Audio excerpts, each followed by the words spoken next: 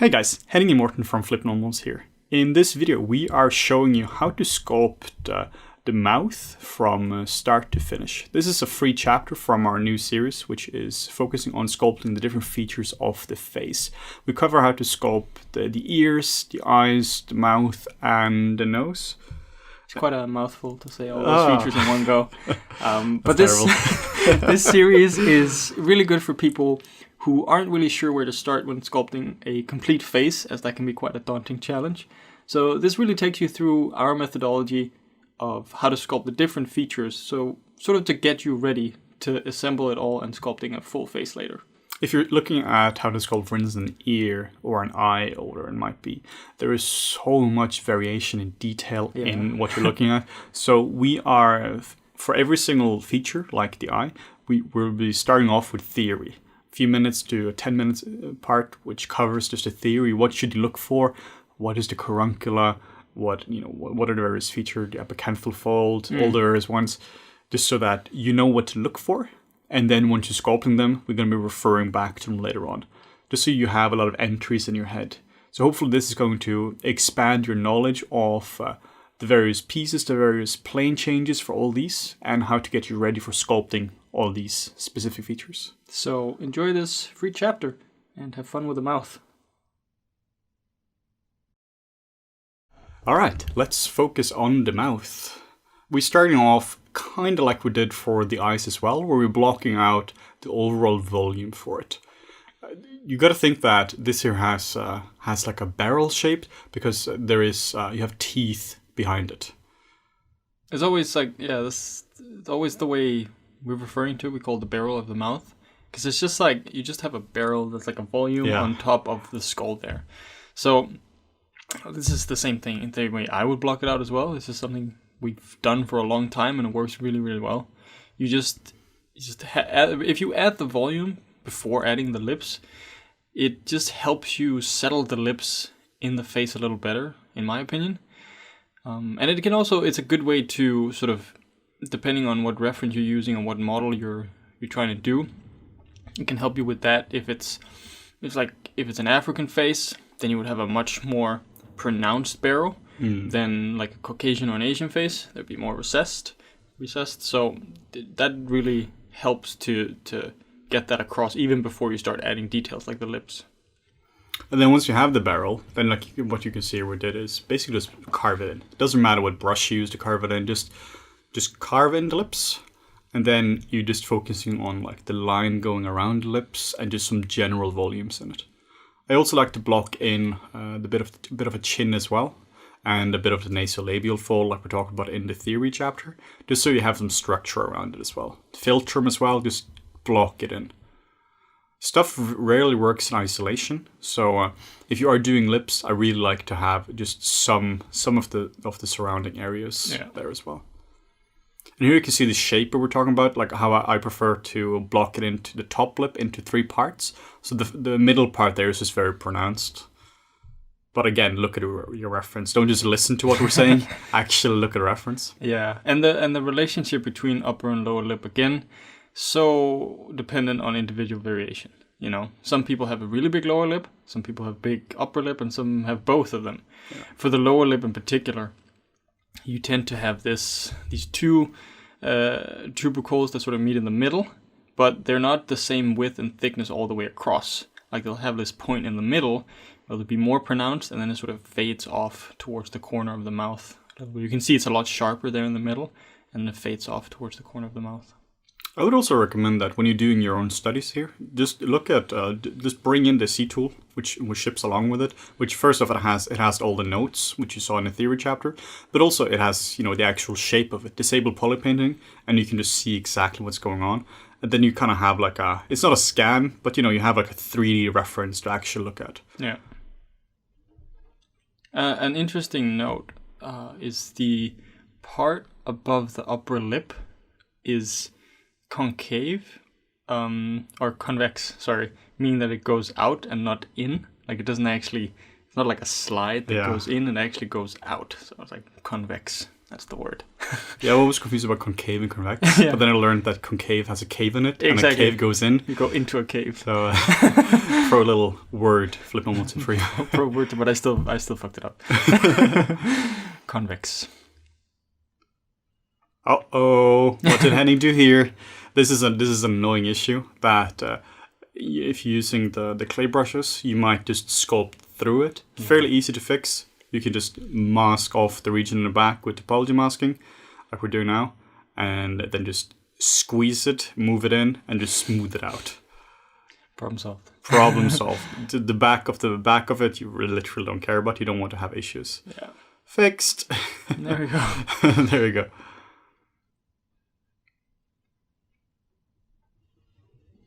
There's so many, and I think in terms of just the story of your character, so much of that also comes through the mouth, because we were talking about you want a more female looking mouth, then you may want to make them more sort of like luscious lips. If it's a more villain type of character, then really minimize how much volume is in the lips and stuff. So you would have to think about the story of your character in order to like figure out what kind of lips you want.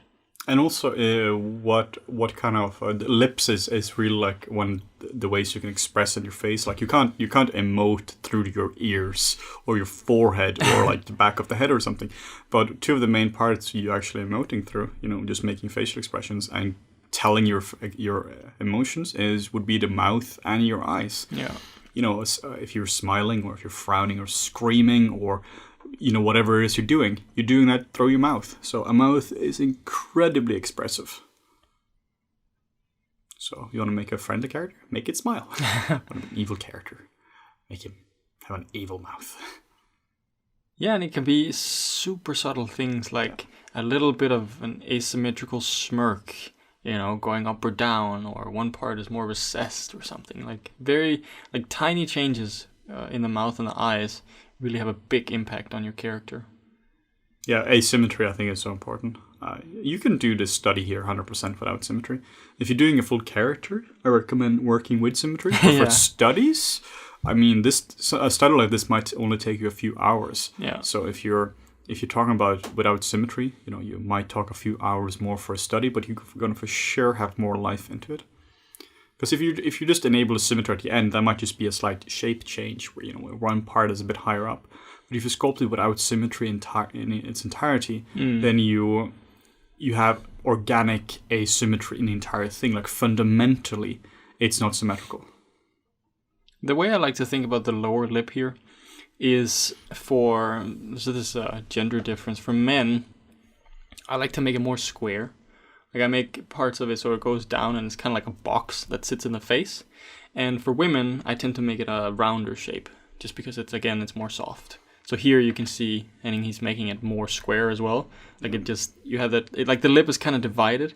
So you have the actual lip part where the tubercles are, and that extends all the way out to the corner of the mouth, even though there's not a lot of volume there.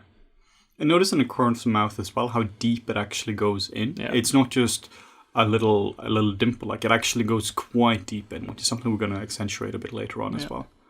Get the nasolabial fold in there. I know we're missing a nose. It looks a bit weird, but get it in there just because it's a huge part of it. It just frames the mouth more.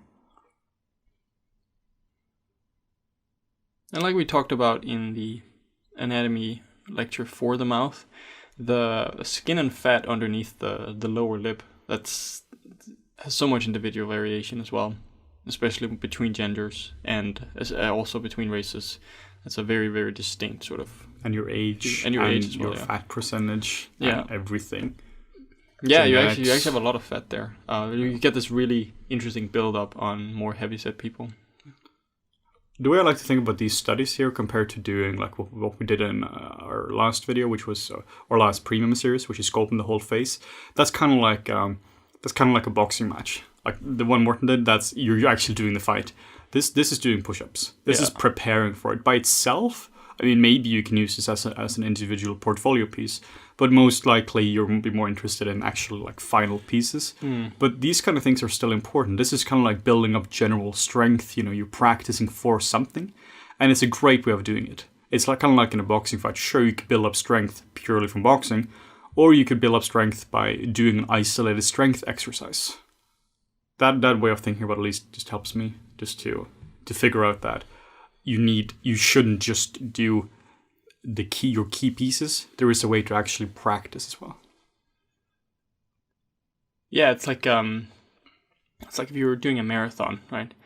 It's pointless to only run marathons. Yes. You kind of want to do small mini marathons to prepare for the big marathon. Even though you didn't complete a marathon yet, you know that, okay, once I start the marathon, I'll be able to finish it. Yeah, I think that's a good way of putting it. Because if you're practicing for a marathon by doing a marathon, now you just did a marathon. Yeah, maybe you blew out your knee and you died. And also because it takes so much more time. If to do a final piece, let's say you're not just doing a study, but you're doing like a full-on character with body and everything. That could easily take you weeks to do. Particularly if you're new, it would take you so much time to do. Months. Months. And if you're new to it as well, then by the time you're finished with it, you are so much better than you were in the beginning. Yeah. So I really recommend doing more studies like this, where you don't learn as much, but you learn one thing better. Yeah. You learn how to make really good lips, and by the time it comes to do your marathon or to do your final sculpt, you don't have to learn how to make lips. You just have to make the lips of the character. Yeah, there's a different challenge in doing a complete face versus doing isolated pieces. Whereas if you were to, you could put each of these pieces onto a face. But if you've never done a face before, it wouldn't necessarily look good. No. Because you still don't have the skill to put it all together. So it's important to sort of find a good balance between just doing studies and doing final pieces. Because you learn different things from different kinds of assignments. Yeah, if you only have a portfolio of these kind of things and then somebody asks you to, hey, can you make a full character? You're like, maybe. Yeah. Because so much of the challenge when doing a full character is the interplay between the shapes. How you make the nose might influence the design of the eyes. If you have facial expressions, like you pull up your eyebrow, your nose start to wrinkle. Everything is connected in a weird way. Now you can see as well, I'm just going in with a smaller brush and just working across the form. We have a video on our YouTube channel called Learn to Sculpt Like a Pro, or something akin to that, where we talk specifically about sculpting technique. And basically the sculpt technique we're talking about there is what we use for most of our things. Yeah. It's like once you understand general sculpting technique, then you feel you can kind of sculpt everything. It's kind of like unlocking a new ability. I think an interesting part is that you could essentially watch a handful of our videos, right? And that would be all the information you would ever need to know about sculpting. Yes. Well, the difference is, especially when you're starting out, it can be really hard to try and apply what you're saying to a mouth, apply that to the rest of the face. Because in the beginning, you need some more specific examples in order to truly understand it. As you get more and more advanced, you learn to sort of extrapolate that information and use it in other things. We just talked about that in terms of texturing, for example. A lot of the stuff that we talk about for sculpting and modeling and design can be directly applied to texturing. But I think a lot of people in the beginning, they don't realize this. Yeah, if we're saying that, like sculpting a mouth is like texturing a house, people are like, what the hell are these guys talking about? But once you've been texturing for a little bit and you understand the overall approach for everything in art is general to specific, learn the fundamentals. And, there are some universal truths here, but you kind of got to know them to understand it. I was speaking to a friend of mine recently who was trying to write his own movie, and the way his approach there, I can learn from his approach at writing and directing and become a better sculptor from that. Because the way you're making a universe and whatever could also be the same way you're making a character design. But if you tell somebody who's brand new to that, they're going to be like, what the hell are they talking about? They're clearly different things, but like, look, they're the same. But they're not. One is texturing a house, another one is sculpting a mouth. Yeah. So, like Morten said, a lot of the stuff we're talking about could be distilled into 2 videos, but if you're new and you need to learn how to sculpt a mouth, you just have to see somebody sculpt a mouth. I remember that in the beginning. I was when I was starting out with 3D, I was doing a digital tutors tutorial on how to do superheroes, I remember. Ooh, exciting. And I all I wanted was like see the complete character process. but they didn't. They showed me like the essentials and what to do, and because I was just starting out, I didn't know what any of it meant. What I thought I needed was, I need to see a guy do a superhero from beginning to end, then I will know how to do a superhero. But that's just not how it works. No, it's like if how to write a book, and you were to see Stephen King write the book, but like, all right, that just showed me how Stephen King writes a book. Yeah, exactly. There's so many more fundamentals you have to know. It's again going back to like a marathon thing. If you were to just be like, okay, how do you do a marathon? And you just see some marathon runner running a marathon, you're like, cool, that taught me nothing. Yeah. Because you have to experience it on your own body. Yeah, it's kind of like, how do you prep your own body to do a marathon? Yeah. Because otherwise, you don't have the strength, you don't have the physical capacity to do it yourself yet. Just to talk about lips. Oh, that's weird. I just want to note that, what's happening in the video right now in terms of wrinkling, you have very different kinds of wrinkles on the upper lip versus the lower lip. Yeah. Why they do that, I'm not entirely sure. Maybe just the way the skin is built up or something, but upper and lower lip are different. And so you can't apply the same type of style, in terms of wrinkles to both of them. Like the upper lip is generally split into two kinds of wrinkles. You'll have a finer wrinkle closer to the vermilion border, and then you have a bigger wrinkles towards the inside of the mouth. Whereas the lower lip generally has one kind of wrinkle that just sort of fans out from the center, kind of like in a circle. And that's why we look at reference. This is not something we didn't read the book on how to sculpt faces. No. All this comes from observing. I noticed there is no wrinkle brush used here. There is no quick skin pore thing. All this is just sculpted in. We don't rely on anything automatic to happen here. You might be able to. Maybe there we are making mouth brushes, though. Yeah, we're gonna do that. So in not too long, people will actually be able to just drag it out. But that's not the point. No, unless you live in the future where we have released our mouth brushes. Yeah, and then you could spice this up with alphas on top of it. You could go on afterwards with like sexy little pores and whatever breakup you might do.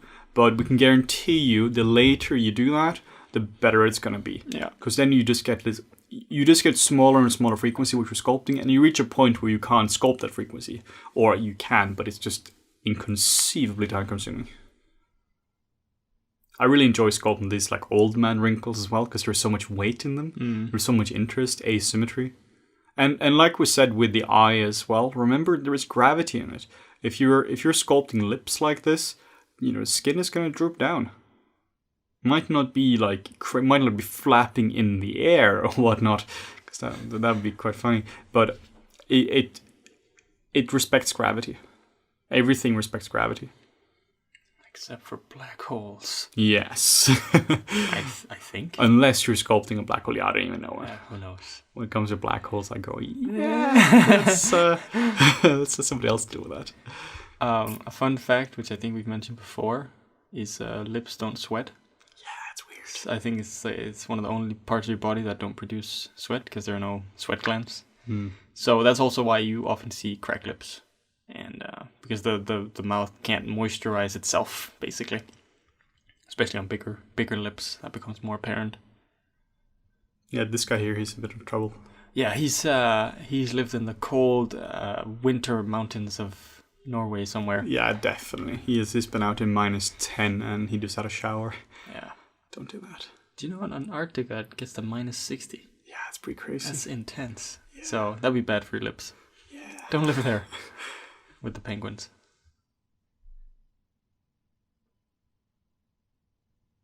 I'm just having so much fun with sculpting these kind of things. It's just you rotating around and just sculpting across the form.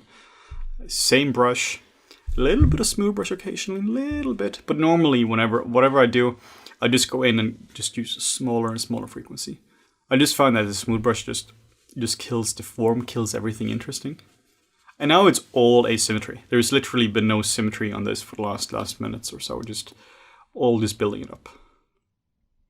So I don't just do asymmetry as a last little thing. Like I actually build up a fair portion of the model without symmetry. Yeah.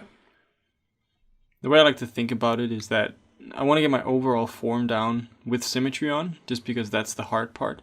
And that's what takes the longest. Yeah.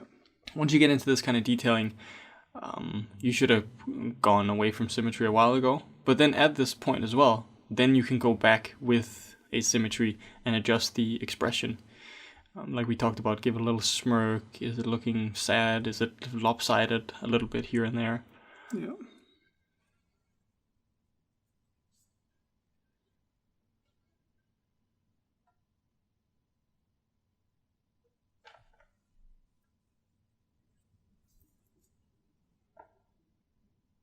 What am I trying to do here? It was just looking a bit too... it does look funny without the nose, right? Yeah. You know, it's... It's like it's missing something. Yeah. So now I'm just trying to find a clever way of bringing that down. Clever enough. Yeah, clever enough. What you can also do at the very end to make it feel more sculptural, which is a total hack, is to go for with the clay brushes and just kill the borders. Instead of it looking perfect, you just make some brush strokes. Yeah.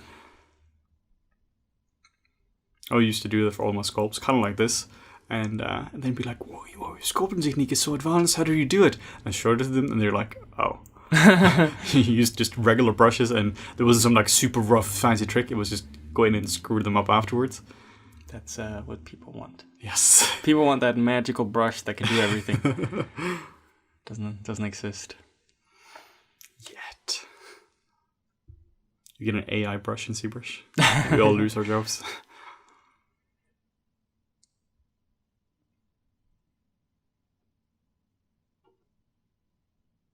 And all these subtle little things, they really add to the overall quality of it.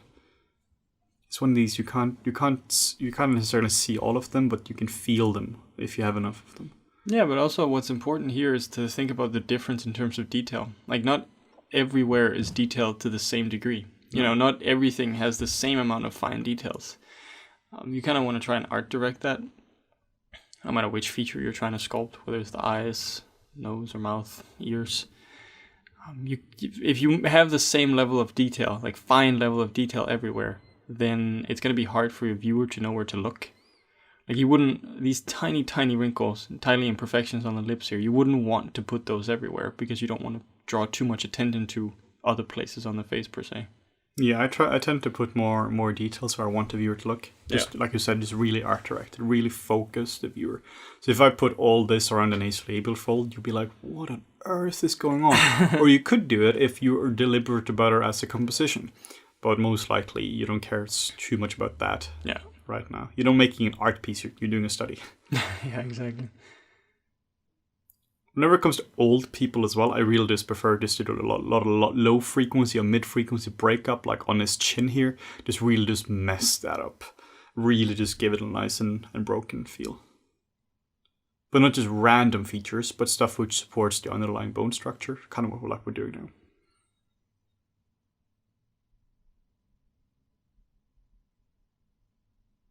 I think it's so interesting watching myself sculpt like this. Yeah. This particularly because it's sped up as well, so it just looks like when you're just doing it, you know, you're just like it doesn't feel fast to you, but when you see it sped up, you're like, damn. Yeah. And then you remember it's sped up, you're like, oh. Yeah. Wish I could sculpt this fast. That'd be terrifying, though. Man, it'd be a sculpting machine. My poor Wacom. Yeah. Go through like 2 nibs every day. Yeah, at least. It's like we said, whenever you're sculpting, if it's a realistic man or female or whatever it is, the difference in lips is all proportion and frequency of detail.